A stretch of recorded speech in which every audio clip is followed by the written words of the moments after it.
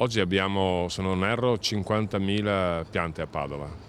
Nei 5 anni saranno portate a 70.000, in centro, in periferia, in tutti i quartieri, nelle tangenziali. Sergio Giordani lancia il suo piano per il verde pubblico padovano. Basta massacri di alberi come quello avvenuto in via 20 settembre. La promessa è quella di piantare almeno altre 20.000 piante a Padova. Bisogna investire nella manutenzione prima di procedere all'abbattimento e tutte le decisioni devono essere prese insieme ai cittadini, assicura. Bisogna che ci rendiamo conto di una cosa importante: il verde è salute.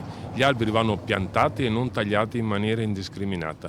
Non solo, va parlato, va discusso, vanno incontrati i cittadini prima di fare disastri del genere come sono stati in via 20 settembre. Era una strada magnifica, bellissima, in un colpo di mano è stato tagliato tutto. È veramente una cosa orripilante quello che è stato fatto. I dati forniti dal comune però dicono che gli alberi sono già aumentati nell'ultimo triennio. Dal 2014 infatti sono stati piantati 1.079 alberi in più rispetto agli abbattimenti. Dei 46.800 esemplari censiti in città, 1.300 hanno più di 50 anni. Gli alberi abbattuti sono quelli che costituiscono un pericolo per i cittadini, fanno sapere da Palazzo Moroni. Intanto il commissario straordinario De Biagi, dopo che i residenti di via Palestra hanno bloccato il taglio dei lecci, assicura che i comitati ambientalisti verranno informati sullo stato di salute delle piante.